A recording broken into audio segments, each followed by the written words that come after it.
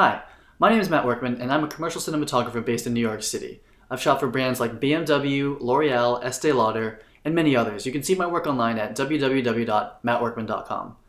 In this session of Big League Cine Summit, we're going to break down a lighting style that I like to use commonly on fashion and beauty commercials. However, the methods and techniques behind this lighting can be used on any sort of project where you want people to look really, really good. To start, we're going to go through some of the higher concepts behind the lighting, but then we're going to quickly jump right into the hands-on. Where do you place the lights? And in 3D and Maya, I'm going to show you how to set up the type of lighting I'm talking about. Finally, I'm going to take you through a behind-the-scenes video of a commercial that I didn't shoot, but you can see another professional commercial DP using similar techniques. And then finally, again, we're going to go through a commercial that I've shot, and I'll show you a behind-the-scenes photo of the lighting setup, so you get a real-life example of the lighting. So no time to waste, let's get started.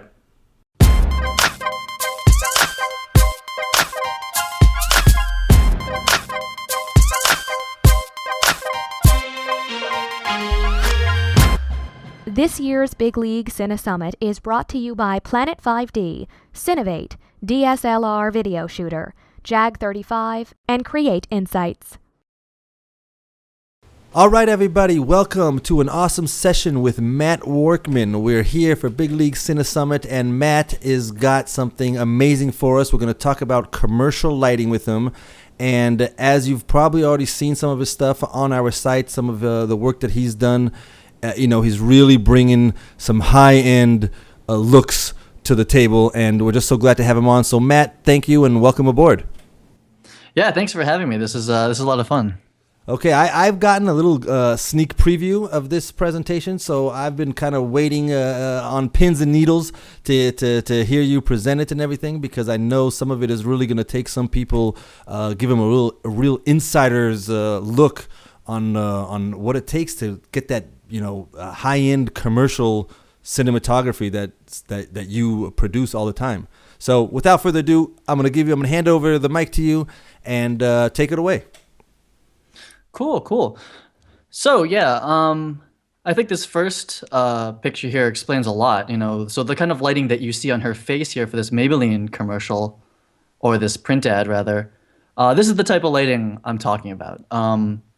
When I was first starting DPing, you start by just doing any old lighting you can to put on someone, but eventually you start to how does that commercial look so good? How do these people look so great? And when I was beginning, I was really obsessed with getting this look, because you see it everywhere. You see it in commercials and on movie stars and that sort of thing. But how are they doing this? There must be some formula. There must be some way. So after lots of research and lots of testing on set, and eventually now I'm actually shooting these commercials, I thought it would be cool to try to give a quick overview and some kind of guidelines and tips to get this. If you guys are interested in making this type of lighting. Yeah, let me just everybody pay attention, pay close attention, because this is really I don't know how many people are willing to go on, and give away what basically took you, God knows how many years of investigating to get to this point. So thank you for doing this. All right, let's do it. Cool. So it's just one step. You put the breezy on her face, like the slide says, and that's it. We're good. That's the whole thing. Oh, cool. So I've broken it down into 3 sections. It's pretty simple. The first one is kind of the methodology and some of the concepts behind it, like why we do it, when do we do it, that sort of thing. I think it's good to know that before you jump in. Second is going to be what I call kind of the last 10% of the process, what makes it really glow. You'll hear that word, and we'll talk about that a little bit. And then at the end, we'll just go through some behind-the-scene examples, some real shoots. We'll watch a behind-the-scenes video, and then I'll show you one of my shoots and a behind-the-scenes photo of how I lit it. Sweet. Okay. Cool. So the first part, when and why. Well, I guess this is an overview again. So the first part here, we're going to go when and why do we use this lighting style? I think that's appropriate. Second will be, where do you see it in nature? And once I learned that started to really bring it all together for me. And then last, we're going to do, how do we create this on set? Kind of the most important part. So if you were to skip ahead, you'd probably want to go to that part. How are we going to actually do this? So when and why do we use this lighting style? You can see a frame to the right. This is a still. I'm going to break this shot down later in the presentation. But This is a commercial I shot for Electrolux and had Kelly Ripa, and I got brought in specifically to make Kelly look great. That was the whole point, is to make her look appealing, to make her look happy. So that brings us to the first point. We need people to look attractive, healthy, and happy, and that's very common in commercial cinematography. You want to see a celebrity talking; they need to look good. So pretty simple. When it comes to maybe narrative, um, we're going to say that people need to feel the emotion of the scene needs to feel happy, and this is common in like romantic comedy, and that sort of thing. So they're kind of related. And then I'd say last, this type of lighting, once you start to really see it for what it is, you're going to see it everywhere. It's in beauty, it's in fashion, of course, but then you'll see it in really high-end interviews. You'll see it in movies when there's like a romantic scene, music videos for sure. So I have a question. When I knew that you were going to talk about this, one thing I noticed is that the lighting is, for the most part, I've noticed is pretty flat. Meaning I don't see that one side of the face where it's much less lit, right? Like, not dramatically lit on one side the way sometimes interviews are done. So does that mean that this mainly works for when a person is looking straight into the camera, or it'll still work if they're looking, 45 degrees kind of off camera, that kind of a deal? well, I would say that the style of lighting that I'm going to show specifically here, because it's really just meant for like this kind of interview setup, because that's the easiest to learn, I think. Um, the style as a whole can be applied to like a humongous scene where there's like 10 cameras. I see. But that's a little bit of a different concept when you have to apply this lighting to a whole set. Like say you had like a prom scene and that everyone needed to look amazing. It's the similar concept, but it's a different execution, and I think that takes a little more time. So I think Got it. for this one, it's pretty much for like the straight ahead talking head angle, and I think you're tasked with shooting this a lot, as much as I shoot, long Steadicam shots or techno crane and that sort of thing. A lot of the times you're just going into a medium or going into a close up, and that needs to look good. Right. But I guess to your point, like you can shoot this from an off angle, but it really does want to be more straight on, and the lighting is definitely a little bit more flat. But I can show you when we get into the actual like where you put the lights and that sort of thing. I can show you like what you would do if it wanted to be a little more dramatic. It wouldn't be a big step, but in general, beauty and stuff is is a little bit flat. That is a comment you could get, but a lot of the times that's what you want. Right. But it will work still for that interview where they're looking off camera. Yes, yeah. You would maybe introduce a little bit more negative fill as opposed to positive, but that's kind of comes down to the individual DP. The approach is still the same. Got it. Okay, go ahead. Cool. So this next part, where do we see beautiful lighting in nature, or where do we see this kind of beauty lighting in nature? And it seems pretty obvious. It's magic hour. It's at sunrise and sunset. And I think the takeaway from this slide, and maybe this whole first section, is something that gets thrown around a little bit in lighting, is that the concept of hard backlight and soft front light. It sounds really simple.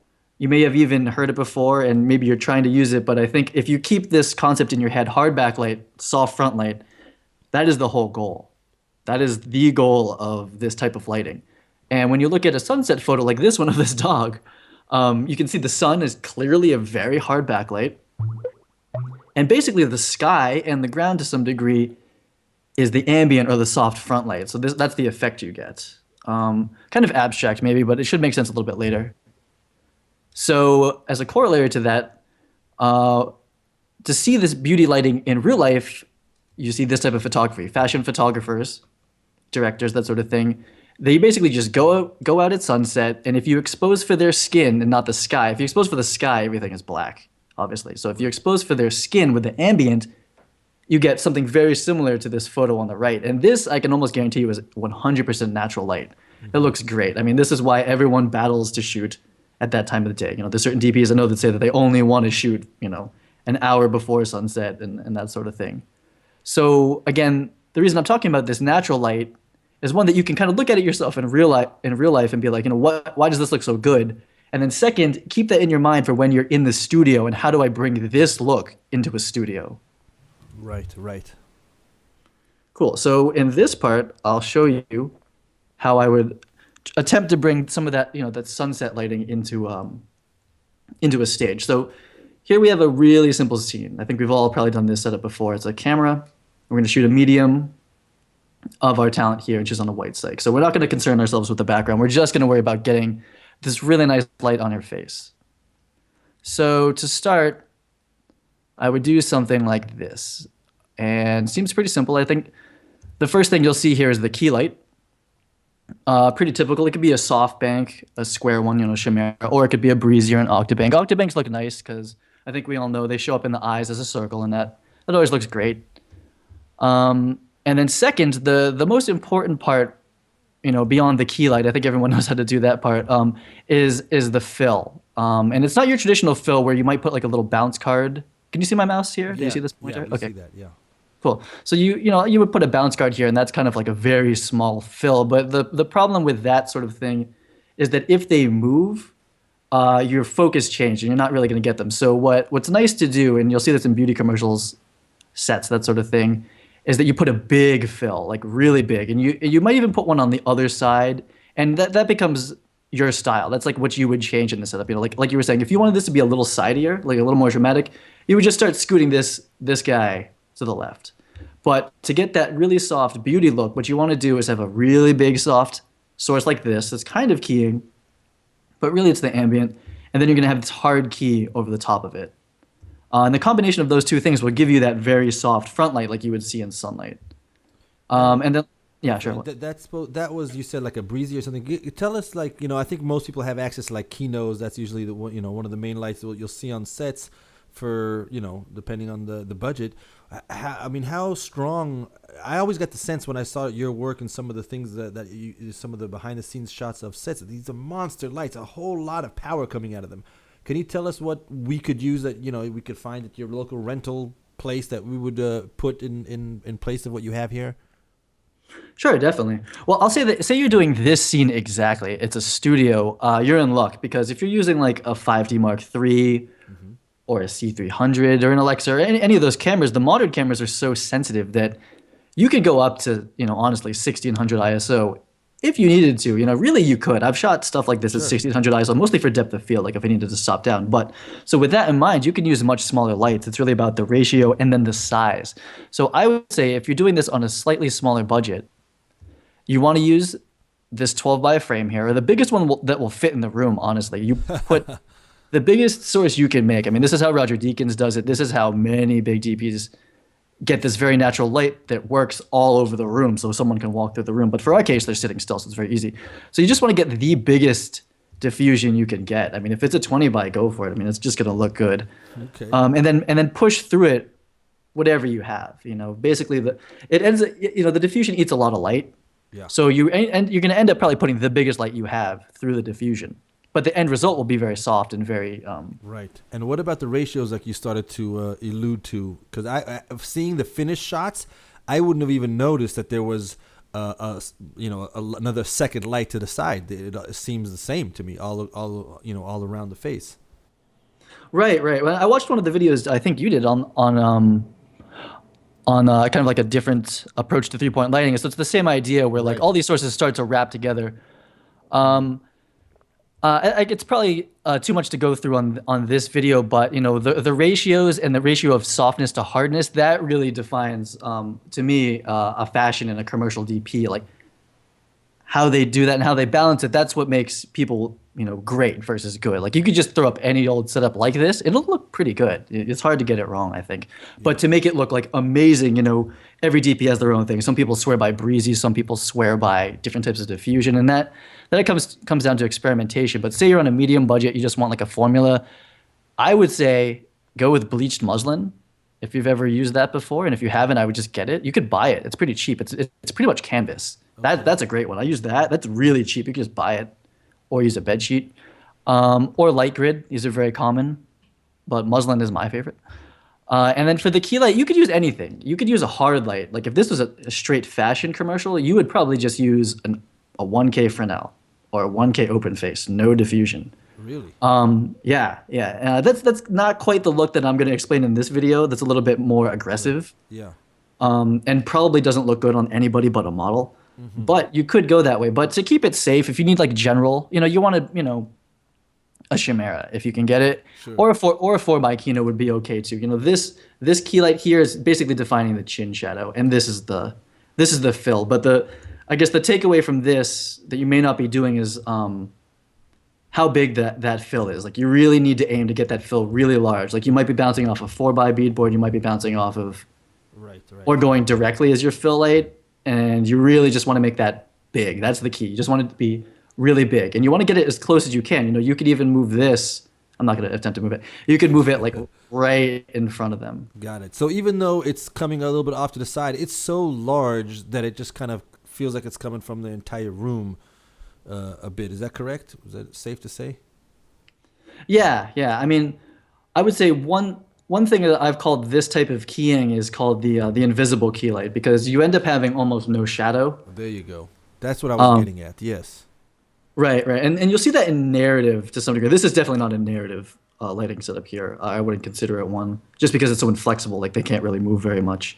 Got it. But when you're going, that's a whole other subject even. But when you're going for like these big natural key, like key lights where you're like you don't want to feel like there's a light in the room. This is one approach to do it. And this is again, this setup is for a medium shot. We're not talking feet here. This would kind of work, but I would do it a little differently. But this whole thing, we're really just going for that nice medium shot, which is again going to be in commercials. It's probably going to be a large amount of what you're shooting. Gotcha. Gotcha. Okay, great. That's good. Let's move it along. Cool, What cool. else we And got? this last part, really simple. This is our sun, right? So this is the ambient. This is the sky over here, and then this is our sun. It's the backlight. There's really not much to say about it. Again, everybody can do it different ways. If you have a Kino, use a Kino. If you have a 1K Fresnel, if you have an LED, just put it back to the backlight's not as important because it's not on the face. It's really just hitting the shoulders, hitting the hair, but a lot of the times you need it, and that's part of the trick. And I'll show you again the behind the scenes that they use this a lot. I mean, there's like you're putting hard backlight like two stops over, three stops over sometimes, and then just using extremely soft front light. And that technique pretty much always looks good. When I was doing music videos, that's what we were doing. And if you did that, if you could manage to get that light on the ceiling somehow with the time you had in the budget, Yeah. and you did this type of keying, and the dance looked good and everything else, you were there. That was it. This is what we were trying to do. Because in music videos, you're doing so many setups. At least the ones I was doing, you were doing so many setups that you could only really you had to have it. You had to have a plan. You could really only go for like certain aesthetics. You didn't have a lot of time to play around. So a lot of the times we would just get in there, backlight, really soft front light, and it's gonna look good. A couple of questions. One, does the backlight need to come as much as possible directly behind them, or can it come off from the side? Assuming let's assume you just have a stand, you can't boom it for whatever reason, and you can't put it right behind the head. It has to come a little bit more off from the side of the set. So that's question number one. And question number two, you started off by saying that the backlight is hard and the front light is soft for this type of a look. So can you just go into that a little bit of hard to me, I understand, means that you don't have anything large in front of it to diffuse it. It's not a large source. So yeah, if you could just fill that in for us. Well, as far as the position for it, I would say that ideally you want it to be directly behind them. I mean, Got it.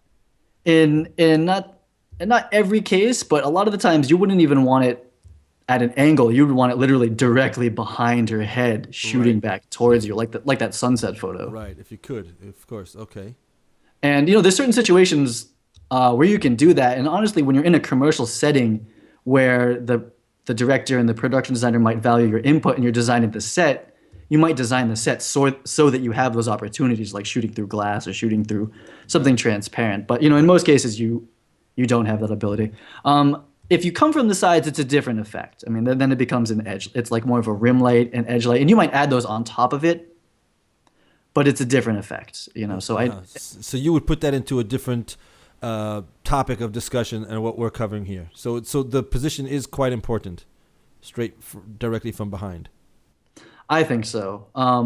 Again, it gets a little bit subjective. I think with Right, that, sure. as long as there's some sort of backlight that really helps sell the glow, and to get to your point about this being flat, because I hear that I do hear that when this type of lighting happens. Like if say you tell your gaffer we're gonna do this, like okay, it's a very flat light. It's like it's true, but a trick that yeah exactly. In But this case, it's beautiful. So that I'm okay with that. But yeah. But something that helps combat that, and it's what animators use quite frequently in their lighting, 3D animators, is that you backlight.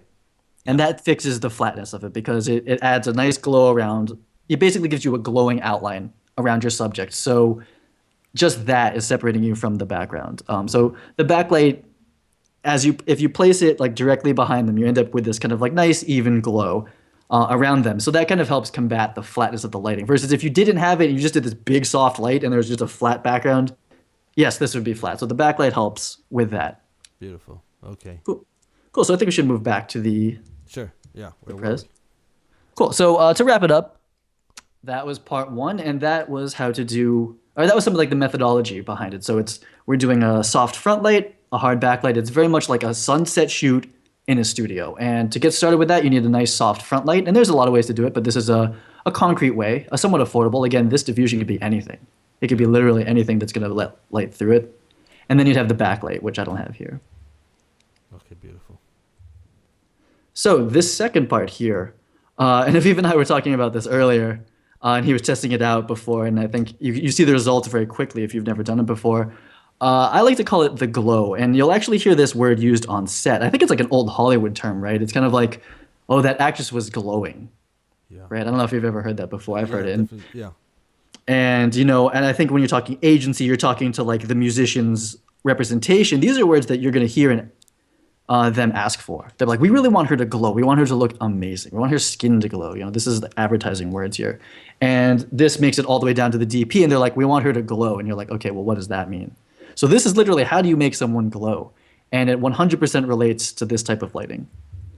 So the first part is, what does it glow? And we'll go through that. And then the second, more important again, is how do we actually make this glow happen on set? So let's not go through all of these definitions. You can just pause maybe and just read them if you are so inclined. But actually, these very technical definitions or traditional definitions are actually very helpful. So the first one is light emitted by a substance or object at a high temperature. So the talent's probably not at a high temperature.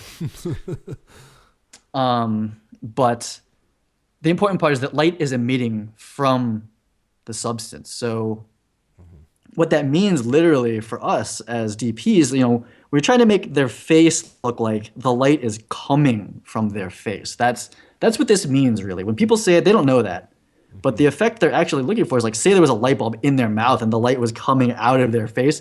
That is effectively what we're going for. And actually, if you go through the rest of these definitions, there's a little bit of, they kind of apply to what we're doing. But really the takeaway is that we're trying to make their skin literally glow. That's what that means. Okay. Wow. That's quite a feat. Yeah, it sounds weird. No, but I get it. Now that you've broken that down, that definition, I now see that in these images that you have up right now. Cool. Yeah, I mean, I think putting this together, I hadn't even put it into such concrete words before, but that's literally what we're doing. It's supposed to be like there's no shadows because their face is the light source. So Interesting. Yeah. Wow. Okay. So here's 3 examples of this type of lighting and the glow. And there's a couple of things to talk about in these, but I'd say the first part is to say, how do you know when a DP or a photographer is attempting to make someone glow and if they're successful? And the truth of that are these little specular highlights kind of opposite the key light in the under part of the eyes. Yeah, I see it. And what that is actually a bounce card or a light source, and we'll get into that in the next section. But I think what's important is when you're out and about, like at a grocery store or something, just take a stop in the beauty section and honestly just analyze these photos because they're everywhere, and they all have the glow. I mean, that's your job is when you're selling makeup and skin is the glow. So you want to look for these little dots under here, and with enough practice, you know what they're doing. I know exactly how far the lights are and how big they are more or less in this photo. So for instance, this top light up here, that's the key light, that's a very hard source. That's what, well, this is photoshopped, but again, the light source is going to make that little tiny key light is going to make this shadow very sharp, and you want a nice sharp chin here. They're cheating because they've photoshopped. This neck looks not realistic, but Can and then I next, ask you about that, Sure. Matt? I'm sorry to backtrack a little bit, but you're saying that you think they're using a hard light as the key, because obviously we started off by saying soft light on the key from the front, but you also mentioned that you could even just have an open face. I'm very curious about that. I would never have thought to do that, to just put a straight a hard light as a key dead center. right. Well, I think it's a pretty deep conversation to have about Oh, okay. how to really get into that. I think it's important, and I can see how it seems maybe a tiny bit contradictory. I think in general, when you're lighting faces, the safe thing is to do a big soft source. Right. That will complement most people's faces because it will wrap under there. Say if they have a large brow, it'll wrap under that. If they've got kind of heavy bagged eyes or something like that, Right. that Got it. soft light is going to help. It's not going to make that as defined. Basically, it's going Right. to make those features seem a lot softer, and that's a safe way to go about it. You could go probably your entire career doing it that way, and no one would ever complain. No one would be like, "Oh, I look too soft and nice." No, no actress is going to come back and say that to you. They'll be very happy to have you have done that.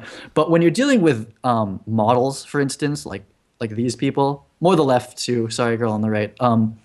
They have their their faces aesthetically, their features are just really nice. They're just like, wow, there's thousands of people have been looked over to have this one person in this ad, and that's because their face looks really good. They have good features, really nice features. Yeah. So when you put the hard light, you're kind of emphasizing them. You're like, it's okay if you're really defining those features because they look great. Get it. Got it. Right, right. Okay. But they would still probably have that big fill light in here anyway, Yeah. Sure. Sure. like I had on the left. And like I said, the key is kind of like to your taste, what you think, and to your talent, honestly, like what you're shooting. Got it. Okay. But yeah, so the second part, so in this case, the glow light is a very small source because it's so small here versus this one here. You can see the eye light's very big and round. It's probably a breezy, knowing this is an Olay photo shoot. And then it's very faint under here, but you can tell it almost looks like she has like a contact in or something like that. That's a very big bounce source under her. And then moving here, these are both photo and have a lot of cheating going on with the light. There's a lot of Photoshop happening here. But this one is a still from a video. And you can tell because, this skin's very blurry here, very Photoshopped. This is a lot less. This is a lot more real. You can see her complexion, but you still have this big old square underlight. And that's the glow. So the effect with the underlight is that you have the key light from the top and the fill from the side or from both sides. And that's going to make the light bounce off of her forehead and from her cheeks. But what you need to do is you need to get under her now and light from below too. And what that's going to do is it's going to give light in a hopefully kind of even way from every direction. And what that does is that pushes the light bouncing off of her face back to the camera in an even way. And the effect is that they're glowing. And this goes a long way to getting rid of imperfections, to really making people look amazing. The underlight. Okay, let's take a look at that. So we'll go back to Maya. So we have our setup from before. So what is this underlight? And I'll put it right here. Actually, I'm going to do this. So Ooh, that was cool. yeah, magically. So you have to have a floating board on set. You will be hired time and time again if you could make that happen. I want to give a little plug right now in the middle of this presentation to everybody who doesn't know. I mean, I'm gonna plug this in many other ways on the site, Big League Film School and whatnot. But Matt shows how he uses Maya to prepare for shoots all the time and to do lighting setups and whatnot. So you guys definitely have to check that out because look at what a huge asset that is to have that ability. But yeah, let's move along and we'll cover that another time. Cool, thanks. Yeah, I mean that's this is my having fun in 3D, and so being a computer nerd and film nerd at the same time. Yeah. So yeah, I mean, yeah, your traditional lighting chart looks like this, from the top, which is great, and I turn these into that eventually. But for me, I like going through the set and literally building it in 3D.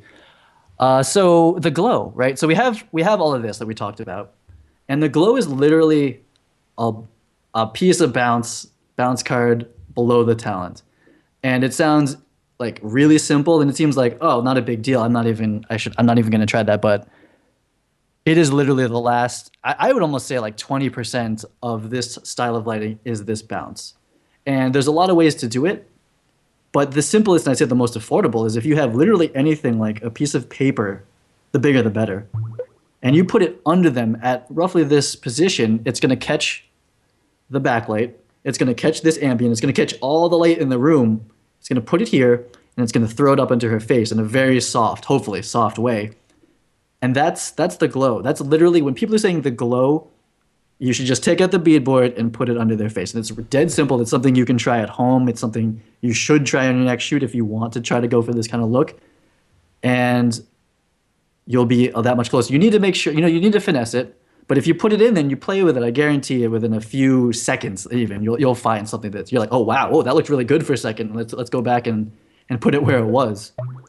When you say play with it, what are some of the things what are some of the options of finessing it? I noticed after we spoke and I was trying it, I would play with the angle, of its tilt and things of that nature. Yeah, it's just that. It's like, bouncing light is there's a little bit of guesswork, right? You kind of have to kind of just change the angle, see how close to the face you can get, how far away. Got it. And I guarantee you'll find it. You just start messing around, it's called shaking it out on set. You literally shake it until you find it. You're just doing a little bit of a random dance. Right. How high, how low, how far from her body, like how close to the camera, the distance between her and the camera, all those things, right? Until you just get it doing just what you want. Exactly. I think so. If you want a soft effect like that middle frame, you want it close. You want it like this, like right up on them, and that's a great place to start if you're doing a medium shot, obviously. So, what I've illustrated next is that say you're doing a wide shot, and there's just no way you can put this in there. You'd see it on set, right? So, what you're gonna do is you're gonna move it back like this, and this is actually these two lights. Forget the fill light. This key light up here and this bounce down here. That is like a magic combo, and you will see that everywhere. I mean, that is like once you start doing this, you'll start to get like that L'Oreal look, if you want it or not. And again, there's different ways to do it, and there's ones that are more effective, and that just takes time and what lights you have access to in your crew and that sort of thing. But if you literally started with this combo key light, this down here, you're going to start to get a softer, prettier look. Than what you were doing before. And what you can do is if say there's no backlight for some reason or there's just nothing coming out of this, you're not getting enough, you can just take a light specifically for this and bounce into it.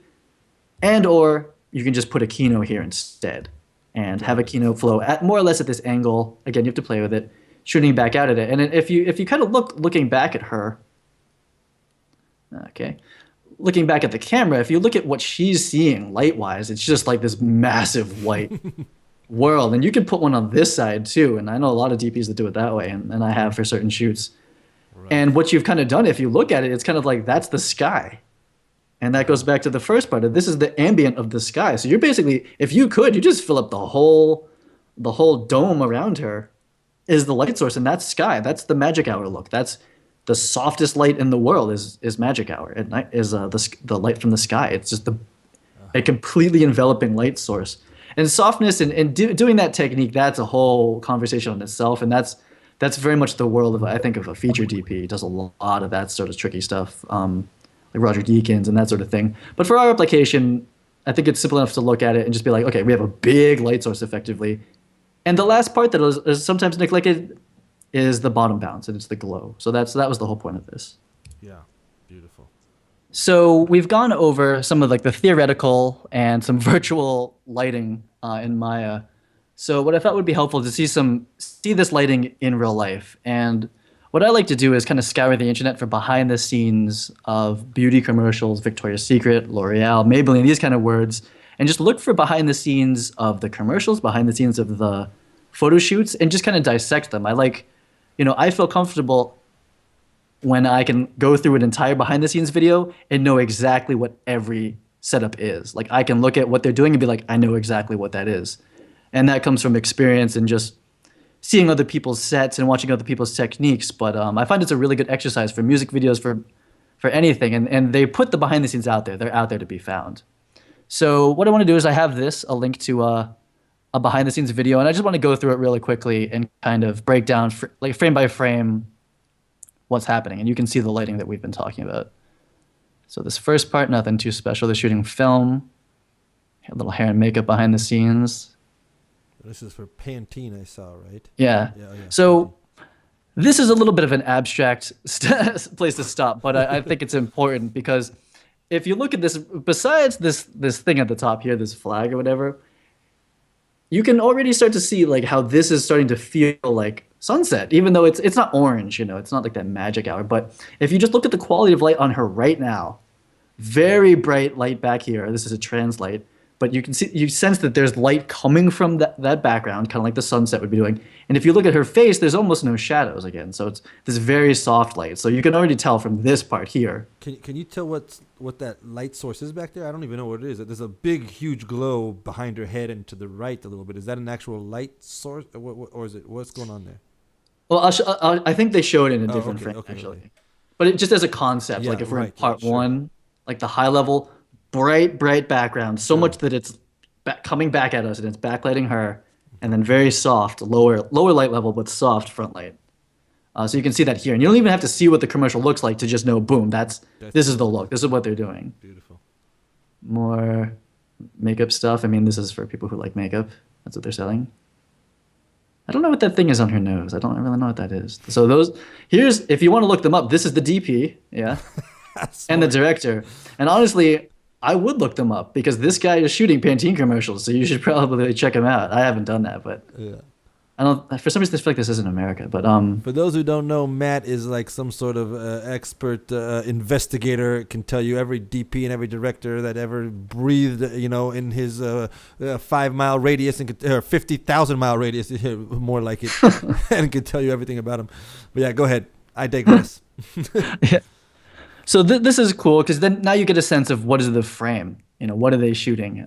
So again, look at the framing. It's a medium shot of somebody talking.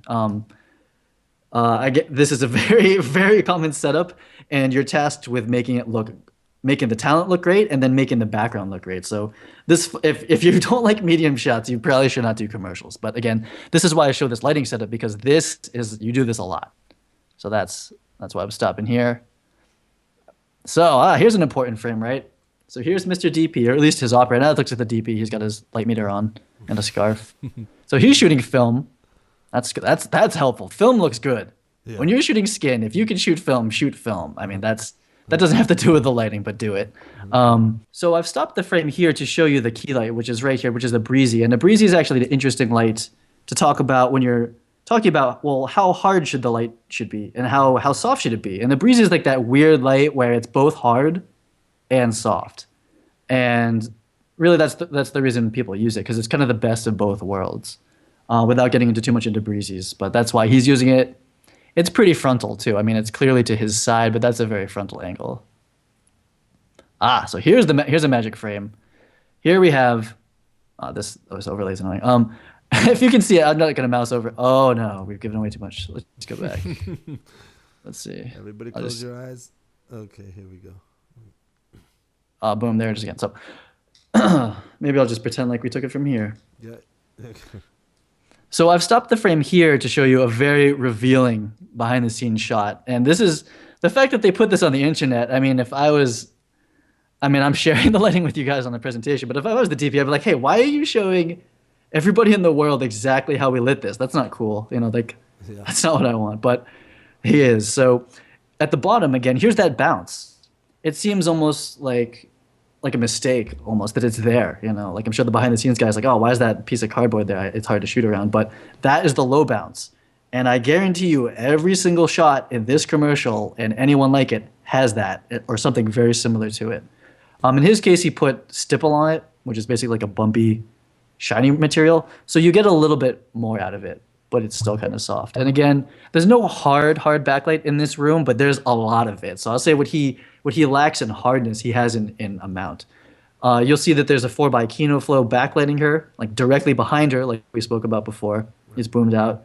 But then there's also a wall of light adding some 3/4 light. And in the background, it looks like there's probably like a 20K just kind of bouncing around back there.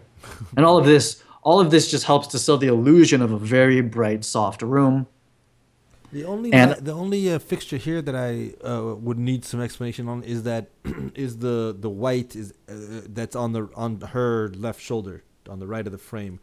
This guy? Yeah, it's just that big old looks like something bouncing, some sort of white. Is that a wall? What is going on there? Oh, do you mean this thing right here? Yeah, exactly. Oh, sure. I can't tell exactly, but to me it looks like just a passive bounce. So it's like a V flat or a beadboard, and it's just there to fill in. Though I can't tell exactly. I thought for a moment that maybe it was acting as on what you showed us on Maya as the big huge source that's supposed to be coming off to the left of the breezy, but it's to side. It's just right next to her. It's not in the front. So Yeah, I don't think it's the fill light. I mean, it's acting as a fill light, and you could probably go around it, but I should watch this in motion.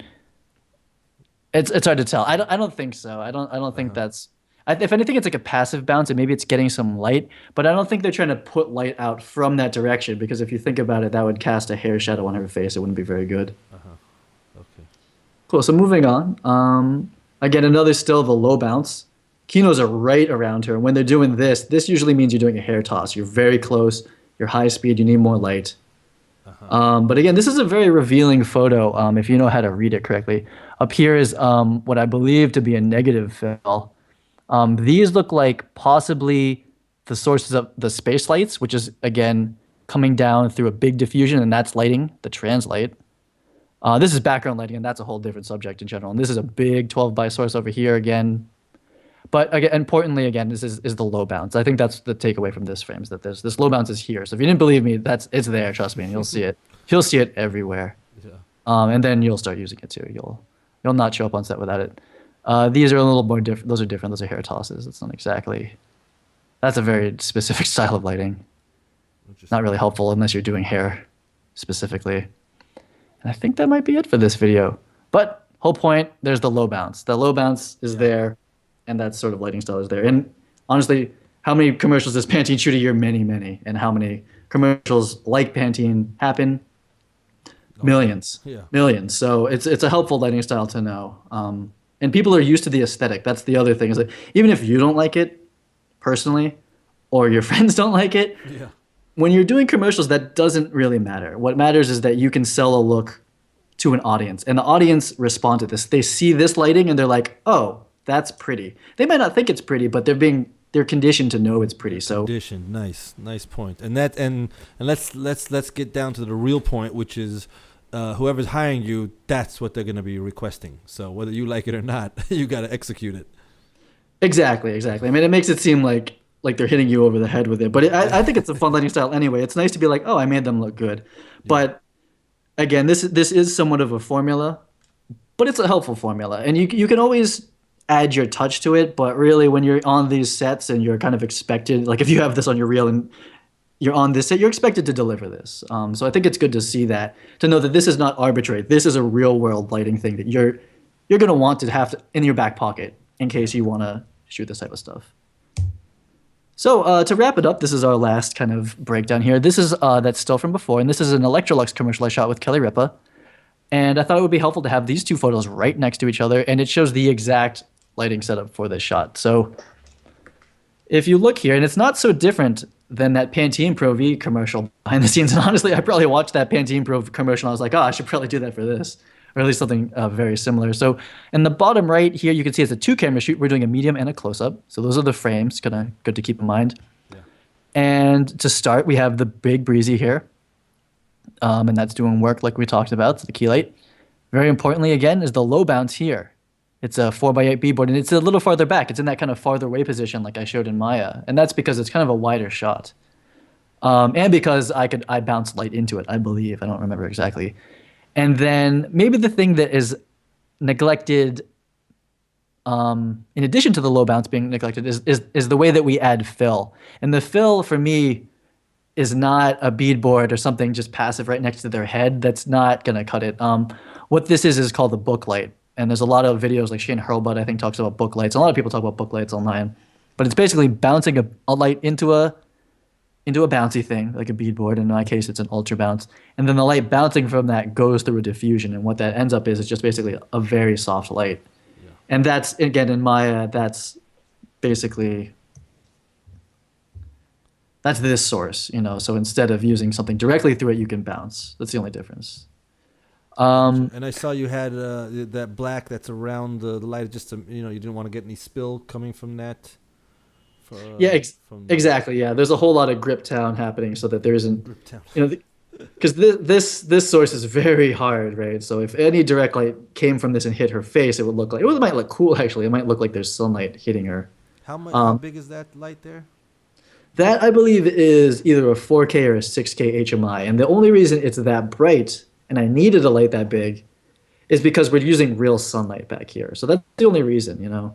If this Gotcha. was a set, you know, the light coming through this window, honestly, with today's camera technology, could be like 1Ks coming through the windows. You just have to ISO up your camera. Yeah. And then this could be like a 2K, and this could be like a 650 in a Chimera, or maybe a 1K in a Chimera. And that would be Enough. the same ratios. But this happens to be we scouted it for this exact reason. This is the full sun coming through the window, so we're dealing with like, you know, T44 coming through the window. So the fill light has to be very strong, and that's the only reason. You know, it's actually difficult to get this soft lighting in such a high light level. At least I find it more difficult versus like, oh, we just bounce a little light into the corner, and that's very soft. Yeah. Well, so that's the presentation. The key points to take away from this are that when you're watching TV or you're a movie or online or really anything, you should look for this style of lighting. You should look for the catch light in the lower part of their eye. You'll know that they're trying to get that, and then you can start to think about how did they do it. You know, what does this look like? You know, and honestly, if you're watching like your friend's work or your own work, you should be like, did they succeed? Does this feel good? And honestly, I think, like I said, this look is so ingrained in society that your mom will know if they did it right. They'll be like, "Oh, she looks great," or anyone will know. You've been learning this. You've been seeing this type of imagery since you were little, watching commercials and watching beauty magazines and that sort of thing. You'll see it and you'll start to know it. So the next step is to know how they did it, and you can see it in their eyes. And the more you're on set and you watch behind the scenes videos, you'll know. You'll just know. It's like that's nothing. That's the breezy and the low light. You know, so that it's good to keep an eye out for it. The second is to use the glow. Is to really, you know, if you take anything away to bring to your next shoot, bring the glow. Bring this low bounce in. Just bring it. You know, Bring like the you might glow. take it. You might take it away. You might be like, oh, that looks too too mainstream or something like that, right? But I would at least try it, and you'd probably like it. And for commercials, you would definitely want it. You know, if your client sees that, they're gonna be like, where'd the glow go? I want that back. They'll want that back. Yeah. And then finally, I say take all of this knowledge. You know, this is very much like my interpretation of this style of lighting. And again, there's every DP does it differently. There's a million ways, but I think this is a good way to start. Like if you had no clue, like you just had no clue to go about it, just try what you've seen in this video. And then there's things that, you know, you may not have a breezy, you might not like exactly how I'm doing it. Just change it, make it yours. Because that's what I did. I watched how a lot of professional DPs lit. I watched a lot of behind the scene videos, and then when I'm on set, I'm like, well, I don't have this much money, or I do have this, but I wanted to try a little edgier. Just make it yours. But keep again in your head the concept of soft front light, hard backlight, use the glow, and And you're home free. you're in the right direction. I think you're I Right, think you're definitely moving in the right direction. At that point, it's tweaking, and then honestly, depending on the size shoots you're on, it's up to the gaffer a little bit to really finish it up. You work with like if you worked with gaffers that do beauty, and you gave them the basic direction and how you were thinking about approaching it, it really is a lot. You rely very heavily on them finishing up. But for your own sake, it's nice to be able to do it yourself as well. And I've had to set up this type of lighting literally by myself before, like set up everything. And that's when you really learn it, and then you can kind of double check your crew and that sort of thing. Right. So that's how we do some commercial lighting. I hope you've enjoyed it. I hope the 3D was a little bit fun and the stills were good. Yeah, And Matt, that was a knockout, man. That was a knockout. And I'm going to just reiterate again that people need to go to mattworkman.com, right? That's how it's spelled, MattWorkman, right? Exactly. Did I say your last name right? Workman or Workman? How do you pronounce it? I don't know if it matters. I wouldn't. I don't know if I would notice. But work, man, work. Yeah, I think it's work, man. So Should know Matt that. over there is blogging and showing a lot of his behind the scenes and how he does pre-viz with Maya. And you guys Exactly. definitely got to check that out. And I'm telling you, if I had the time, and I got to make the time, there's no excuses to kind of get at least some basics of 3D down. And it's such a huge tool. But I don't want to get into that because that's a different topic. And basically, you guys go out there, take what Matt has shown us here and put it to use, because I really think there might be a whole lot of upset DPs right now running around New York that you just gave away a seriously strong, starting point on on how to compete with them. But hey, we're happy. we're happy about it. And you know what? A lot of these things that Matt has picked up, he's done it with his own, hard work of investigating and figuring it out. So it wasn't handed to him on a silver platter. That's for sure. Correct, Matt? Exactly. This isn't even the silver platter either. Like this is like a good direction, a good Sure. a good way to start it, and then you got to go do it on your own. And again, the trick is like you don't usually have all of these. You don't necessarily always have these tools. Even on some of my beauty shoots, we don't have all of this stuff. So you have to know how to do it with what you got, and that's the real DPing, right? And you have to know how to communicate it to your crew. Yeah. So there's a lot to learn, but this is a good way to focus. Like if you just wanted to do this look and you had no idea, this is a good way to start it. But yeah, you definitely have to put in the legwork and figure it out for yourself too.